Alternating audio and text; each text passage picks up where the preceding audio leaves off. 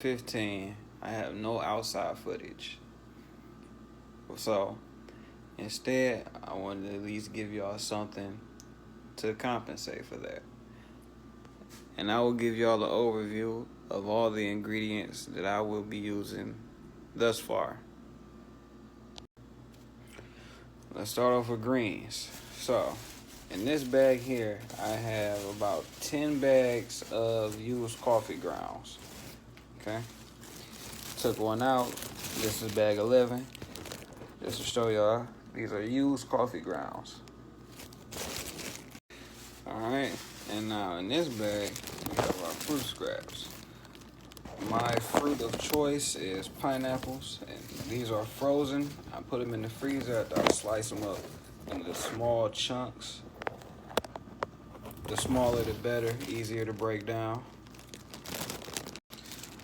I want to know, I make sure I use every piece of the fruit that I can. I also have some apple cores and some grapevines in here as well. But see, I have the leaf from the pineapple.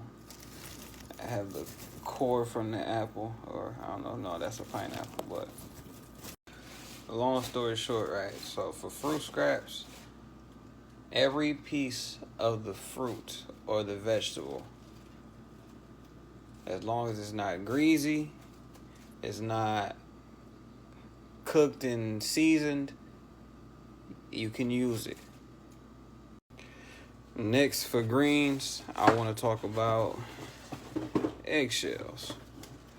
I prefer to use brown eggs. We break them up. The smaller the better. And the top of the line ingredients for greens, worm castings. So basically, worm extracts, worm excrements. That's why we're starting to use worms. As a bonus, if you're going to use worms, feed your worms use coffee grounds. Why not use the better benefit of both worlds, adding coffee grounds to compost feeding and your worm breeding chambers.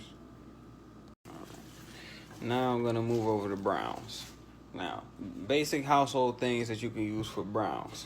Cardboard, like paper towel rolls, tissue rolls.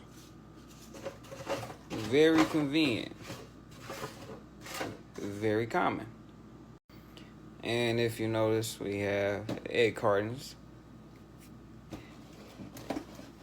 They are cardboard, good source. Shred these up while you're breaking up some eggs. Kill two birds with one stone. And of course, you want to take this glossy paper off. You might not be able to get all of it off, but do your best to get all of it off. Like, none of this glossy paper. Like, newspaper is good. In fact, I'll go grab some in 1 second. Alright, had to turn the flash on. So, if you can look at the newspaper and you don't get a glare like this with the flashlight on, it's good.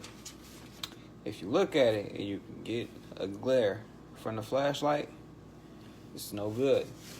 No good.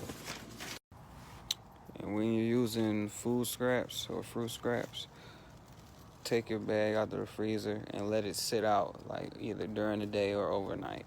That'll help thaw it out, so that way it can speed up the breaking down process.